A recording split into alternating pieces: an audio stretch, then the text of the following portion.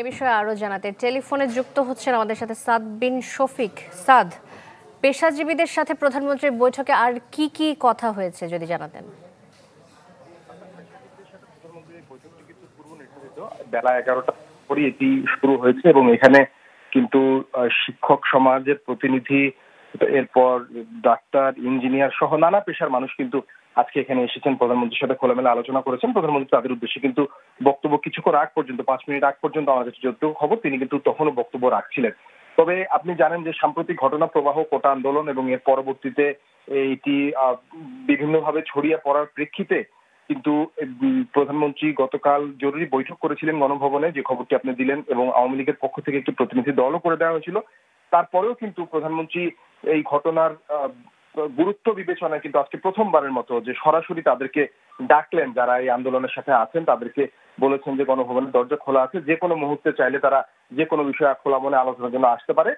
সংঘাত বা যে কোনো ধরনের পরিস্থিতি যেন তৈরি না হয়, অনাকাঙ্ক্ষিত কোনো কিছু যেন তৈরি না হয়, সেই বিষয়টিকে মাথায় রেখেই কিন্তু প্রধানমন্ত্রী তাদেরকে ডেকেছেন। এর পাশাপাশি শান্ত আরেকটি বিষয় কিন্তু খুব উল্লেখ করার মতো, এই ঘটনার পর কিন্তু সরকারের পক্ষ থেকে বলা হচ্ছিল কোনো সাধারণ ছাত্রকে আটক করা হচ্ছে না যারা সরাসরি অভিযুক্ত তাদের ছাড়া, কিন্তু যারা আন্দোলনরত ছিলেন তাদের থেকে কিন্তু বরাবরই বলা হচ্ছিল যে অনেককেই আটক করা হয়েছে, এবং হচ্ছে যে রাতের বেলা ব্লক রেড দিয়ে যে আটকগুলো হয়েছিল এই বিষয়ে কিন্তু অনেকের অভিযোগ ছিল। তার প্রেক্ষিতে কিন্তু সরকার প্রধান প্রথমবারের মতো বললেন যে, নির্দেশ দিলেন এক অর্থে সাধারণ ছাত্র তাদেরকে কিন্তু মুক্ত করে দেয়ার। আরেকটি কথা, যে কথাটি বারে বারেই বলে এসেছেন যে এই হত্যাকাণ্ডের বিচার করতে হবে, ঘটনার শুরু থেকে কিন্তু সরকারের সর্বোচ্চ মহল থেকে বলা হচ্ছে, সরকারের নেতারা বলছেন, সেই বিষয়টি কিন্তু পুনর্ব্যক্ত করেছেন আজকের বক্তব্যে। এই মূলত পরিস্থিতি যেদিকে যাচ্ছে বা যেই পরিসরে এটি ব্যাপ্তি ঘটছে, তার থেকে জিনিসটা এটি একটি প্রয়াস বলা যেতে পারে সরকার প্রধানের, যে আলোচনার মধ্য দিয়ে জিনিসটা সমাধান করা যায় কিনা। আজকে কিন্তু আমরা দেখেছি ঢাকা বিশ্ববিদ্যালয়ের সাবেক উপাচার্য তিনিও কিন্তু তার বক্তব্যে বলেছিলেন যে কোনো না কোনো ভাবে যদি আলোচনা করে এই বিষয়টা সুরাহা করা যায়। সব মিলিয়ে বৈঠক এখনো চলছে, বৈঠকের পর আরো কি কি বিষয়ে আলোচনা হলো সেই বিষয়গুলো কিন্তু আমরা জানতে পারি। সাদ, ধন্যবাদ আপনাকে। সাদ বিন শফিক টেলিফোনে আমাদের সাথে যুক্ত হয়েছে। দর্শক, পরিস্থিতি জানাতে এই মুহূর্তে আমাদের সাথে যুক্ত হচ্ছেন রাজধানীর যাত্রাবাড়ি থেকে আশরাফুল আলম আকাশ এবং মাকসুদুন নবী যুক্ত হচ্ছেন আফতাবনগর থেকে। আকাশ, শুরুতে আপনার কাছে যেতে চাই, আপনি যেখানে রয়েছেন ঢাকা চট্টগ্রাম মহাসড়কের কি পরিস্থিতি যদি জানাতেন, শুরুতে সেটা শুনতে চাই। সাদা, বৈষম্য বিরোধী ছাত্র আন্দোলনের যে কর্মসূচি ছিল আজকে, সেটি বলা যায় যে এই যাত্রাবাড়ির পরিস্থিতি যদি বলি, দুপুর 12:30টার পর থেকে যারা আন্দোলনকারীরা আছেন তারা শনির আকরা থেকে শুরু করে রায়েরবাগ, এছাড়া কাজলা বিভিন্ন সড়কে অবস্থান নিয়েছেন। এরপর থেকে বলা যায় 12:30টার পরে এই যে মহাসড়কটি আছে, যাত্রাবাড়ি ঢাকা চট্টগ্রাম মহাসড়ক, সেটি কিন্তু যান চলাচল বন্ধ হয়ে গেছে। বিকল্প যে রাস্তাগুলো আছে, অনেক গাড়ি কিন্তু উল্টো পথে ঘুরিয়ে নিয়ে যাচ্ছে। আপনি দেখতে পাচ্ছেন যে যাত্রাবাড়ি মোড়ে একটি জটের সৃষ্টি হয়েছে গাড়িগুলোর, কারণ গাড়িগুলো সামনের দিকে যেতে পারছে না।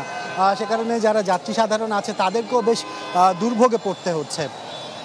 আমরা এখন পর্যন্ত যতটুকু দেখেছি যে এই যে ছাত্ররা যে আন্দোলন শুরু করেছিল, আসলে তারা রায়েরবাগ থেকে কাজলা এদিকে আস্তে আস্তে আসলে যাত্রাবাড়ির উদ্দেশ্যে কিন্তু তারা তাদের মিছিলটি নিয়ে আসছে। কোনো ধরনের কোনো সংঘাত এখন পর্যন্ত হয়নি, সব কিছু স্বাভাবিকভাবেই কিন্তু তারা তাদের যে বিক্ষোভ কর্মসূচি সেটি আজকে করে করে সামনের দিকে আসছে। আর সাধারণ মানুষের সাথে আমরা কথা বলেছি, তারা যেটি বলছেন সেটি হচ্ছে এই ধরনের পরিস্থিতি আসলে কেউই চান না। তারা চান একটি সাধারণ খুব দ্রুত সময়ে যেন এই পরিস্থিতি একটু স্বাভাবিকের দিকে আসে। কারণ আজকে সকাল থেকে যাত্রাবাড়ির যে পরিস্থিতি সেটি স্বাভাবিক থাকলেও দুপুরের পর থেকে কিন্তু এই রাস্তায় যারা যাতায়াত করেন, জরুরি প্রয়োজনে আসা যাওয়া করছেন, তাদের সব ধরনের কার্যক্রম কিন্তু বন্ধ হয়ে গেছে। সেই হিসাবে বলা যায় যে আমরা এখানকার যারা আছেন তাদের সাথেও কথা বলেছি, আর পুলিশের সাথে কথা বলেছি। পুলিশ বলছেন যে তারা তাদের অবস্থানে আছেন, তারা কোনো আন্দোলনে এখন পর্যন্ত বাধা দিচ্ছেন না, তারা তাদের অবস্থান নিয়ে রেখেছেন। এই ছিল আসলে যাত্রাবাড়ি থেকে সর্বশেষ অবস্থা। আকাশ, ধন্যবাদ আপনাকে। আশরাফুল আলম আকাশ যুক্ত হয়েছিলেন যাত্রাবাড়ি থেকে। আমরা এবার আফতাবনগরের চিত্র জানাতে চাই মাকসুদুন নবীর মাধ্যমে। মাকসুদ, আমরা কিছুক্ষণ আগে খবর পেয়েছি যে ইস্ট ওয়েস্ট বিশ্ববিদ্যালয়ের সামনে বেশ কিছু শিক্ষার্থী বিক্ষোভ করছেন এবং আপনার পেছনের চিত্রটাও আমরা কিছুটা আন্দাজ করতে পারছি। সব মিলিয়ে পরিস্থিতি জানাবেন। শান্ত, এই মুহূর্তে আমি আছি মেরুল বাড্ডা প্রধান সড়কে। ইস্ট ওয়েস্ট বিশ্ববিদ্যালয়ে শিক্ষার্থীদের যে জমায়েত হয়েছিল রামপুরা, বাড্ডা, তেজগাঁও সহ আশপাশের কয়েকটি বিশ্ববিদ্যালয়ের শিক্ষার্থীরা এখানে জড়ো হয় এবং জড়ো হওয়ার পর এখানে তারা বেশ কিছুক্ষণ ধরে বিক্ষোভ করতে থাকে এবং কিছুক্ষণ আগে সেই জমায়েত হওয়া কয়েক হাজার শিক্ষার্থী তারা নেমে গেছে রাস্তায় মিছিল করার জন্য এবং তারা রামপুরা যে ব্রিজ সেখান থেকে মেরুল বাড্ডা হয়ে তারা মধ্য বাড্ডার দিকে অগ্রসর হয়েছে। বিপুল সংখ্যক শিক্ষার্থী নেমেছে। এখানে পুলিশ সদস্যদের অবস্থান থাকলেও তারা আজকে কোনো বল প্রয়োগ করতে তাদেরকে দেখা যায়নি। শিক্ষার্থীদের কথা হলো যে তাদের যে শিক্ষার্থীদের গ্রেপ্তার করা হয়েছে এবং যে পরিমাণ শিক্ষার্থী নিহত হয়েছে তাদের এই সবগুলো ঘটনার বিচার এবং শিক্ষার্থীদের মুক্তি দাবি করছেন তারা। আজকের পরিস্থিতি বলা যায় একেবারে রামপুরা ব্রিজ থেকে শুরু করে মেরুল বাড্ডার যে ইউলুপ সেটি ছাড়িয়ে আরও দূর পর্যন্ত মিছিল চলে গেছে। তবে কোথাও কোনো সহিংসতা কিংবা বড় কোনো অস্থিরতার খবর এখন পর্যন্ত নেই। পরিস্থিতি স্বাভাবিক আছে। তবে দুই পথ ধরে গাড়ি চলাচল কিন্তু একদমই বন্ধ হয়ে আছে। রামপুরার দিকে যেই রাস্তাটি গেছে কিংবা রামপুরা থেকে যে রাস্তাটি গেছে প্রগতি সরণি, দুই দিকে রাস্তা একেবারে বন্ধ, যান চলাচল কোথাও চলছে না। পুলিশ সদস্যদের উপস্থিতি আছে অর্ধ শতাধিক। পুলিশ আমাদেরকে সকালেই জানিয়েছে আজকে তারা এক ধরনের নমনীয় অবস্থানে থাকবে। শিক্ষার্থীদেরকেও তারা অনুরোধ জানিয়েছে যেন তারা কোনো বিশৃঙ্খল কিংবা কোনো রকমের ভাঙচুর কিংবা কোনো অস্থিরতায় না জড়ায়। শিক্ষার্থীরাও বলছে যে তাদের আন্দোলন শান্তিপূর্ণ। এই হচ্ছে রাজধানীর রামপুরা থেকে সবশেষ। শান্তা। মাকসুদ, ধন্যবাদ আপনাকে আমাদের সাথে যুক্ত হবার জন্য। এবার আমরা মাহফুজ কামালকে দেখতে পাচ্ছি। মাহফুজ কামাল রয়েছেন উত্তরায়। উত্তরার পরিস্থিতি কি জানাবেন মাহফুজ? শান্তা, নিশ্চয়ই শুনতে পাচ্ছেন আমাকে মাহফুজ? উত্তরার পরিস্থিতি জানতে চাচ্ছি। 3 নম্বর সেক্টরে রয়েছে।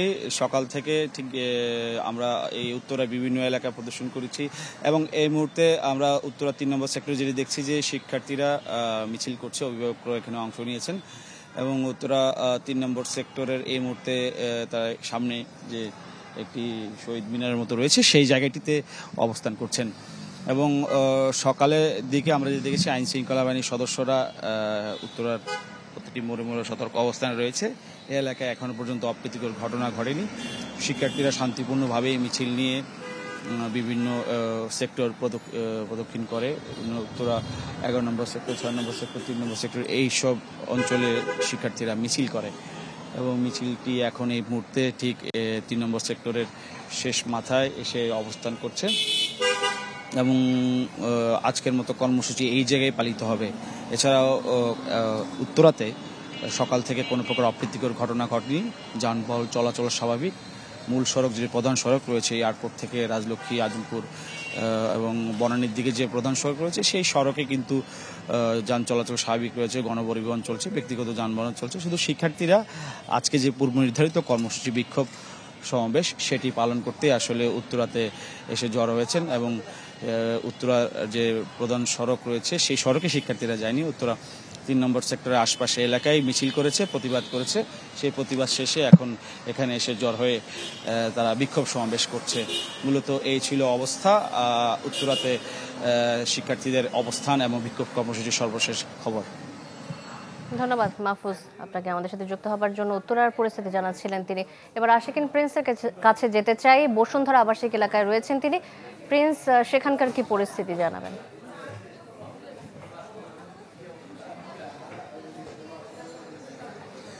শান্তা, বসুন্ধরা আবাসিক এলাকা এবং এই এলাকার আশেপাশে যেসব শিক্ষা প্রতিষ্ঠান বিশ্ববিদ্যালয় রয়েছে মূলত সেই সব শিক্ষার প্রতিষ্ঠানের শিক্ষার্থীরাই দুপুর 1টার পরে মিছিল সহকারে তারা এই বসুন্ধরা আবাসিক এলাকা প্রবেশের যে প্রবেশ পথ রয়েছে সেখানে এসে তারা জড়ো হন এবং জড়ো হয়ে তাদের যে দাবি রয়েছে সেই দাবির পক্ষে তারা স্লোগান দিতে থাকেন এবং একই সঙ্গে তারা অবস্থান কর্মসূচি পালন করছেন, যে কর্মসূচি এখনও চলছে। এই যে অবস্থান কর্মসূচি এখানে north south university, IUBAT, IUB, AIUB সহ বেসরকারি বিশ্ববিদ্যালয়ের শিক্ষার্থীরা অংশ নিয়েছেন। শুধুমাত্র শিক্ষার্থীরা নয়, শিক্ষার্থীদের সাথে শিক্ষার্থীদের যে অভিভাবক রয়েছে এবং একই সঙ্গে শিক্ষক যারা রয়েছেন তারাও এই কর্মসূচিতে অংশ নিয়েছেন। বলা যায় যে এখন পর্যন্ত শিক্ষার্থীদের কর্মসূচি শান্ত রয়েছে, কোনো রকমের বিশৃঙ্খলের পরিস্থিতি তৈরি হয়নি।